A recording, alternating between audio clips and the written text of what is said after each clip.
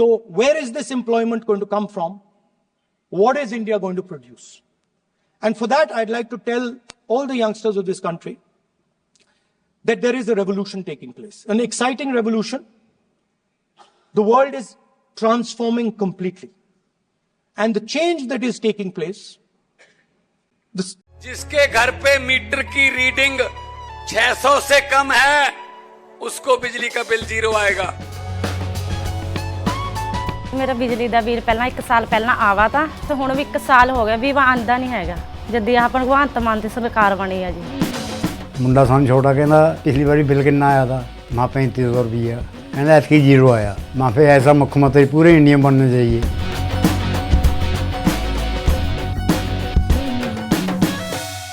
At the heart of the change that is taking place, we are moving from the world of the internal combustion engine to the world of the electric motor.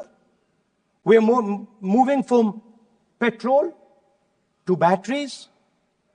We are moving wind, solar, potentially nuclear energy. So our entire way of moving is changing. And this is going to change every single thing. It is going to change warfare.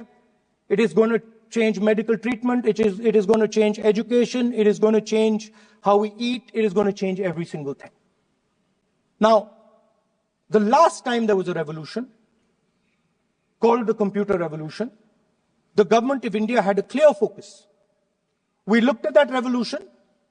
It was a Congress government. We looked at the revolution and we decided clearly that we are going to focus on the development of software. And we rode the wave of that revolution. And today you can see the result. I remember people laughing. I remember people laughing when the computer was being talked about. You mentioned Mr. Vajpayee. I respect Mr. Vajpayee. But Mr. Vajpayee gave a speech saying that computers are of no consequence to India. So, what is important when there is a revolution? What is important is that you understand what are the drivers of that revolution and where exactly do you need to focus, where exactly do you need to sit in that revolution. I said that this revolution is going to change everything. And I want the youngsters in this country to think about it. There is a war going on in Ukraine. The war in Ukraine is actually a war between the internal combustion engine and the motor. The electric motor. The electric motor is inside the drone. The engine is inside the tank. And if you look at what is going on in Ukraine, the tanks are dying by the thousands. And small little drones with electric motors, small batteries, not much bigger than that, are destroying the entire tank artillery infrastructure of both Ukraine and Russia. So the drone is the electric motor. The drone is the battery. The drone also needs to see. So the drone is a camera. In the same way, electric cars. The electric car is a motor. The electric car is batteries.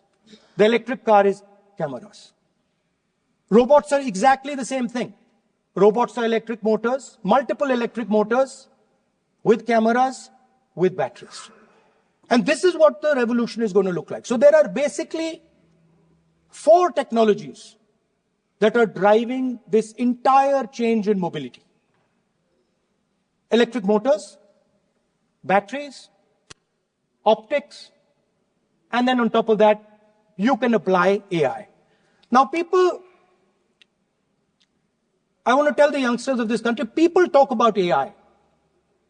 But it's important to understand that AI on its own is absolutely meaningless. Because AI operates on top of data. Without data, AI means nothing. And if we look at data today, there is one thing which is very clear. Every single piece of data that comes out of the production system in the world, the data that was used to make this phone, the data that is used to make electric cars, the data that is used to make basically all electronics on the planet today is owned by China.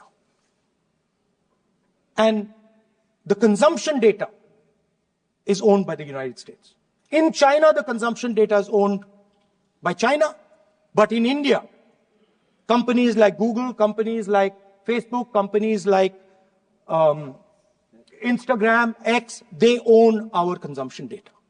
So if India wants to talk about AI, it has to first answer the question, what data is going to power that AI? And the answer today is India does not have that data. Neither does India have production data, neither does India have consumption data. We have handed our consumption data to the big American companies, and the production data we don't have anyway. So what would that vision look like? The first thing, we would start getting youngsters excited about this revolution. We would start to introduce the idea of a completely new way of moving, a complete revolution in how things move. We would start teaching our children in schools about batteries, about electric motors, about how these things combine, about how drones, robots, electric cars are structured, how they will work together.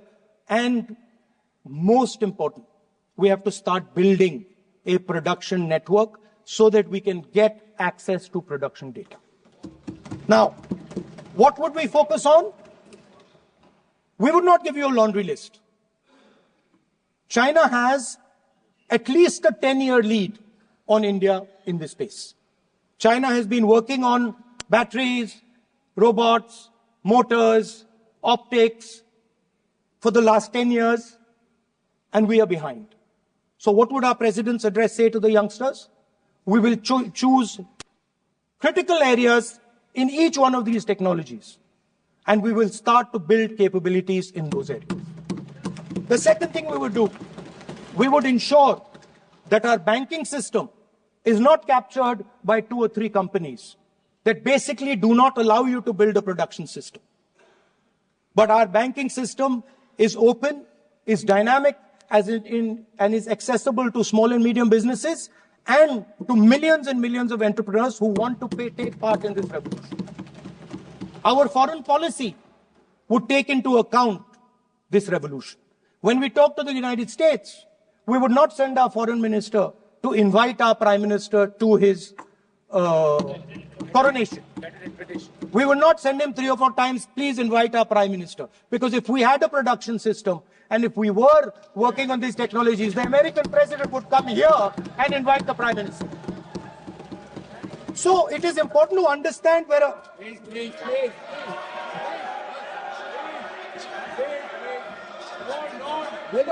Foreign policy.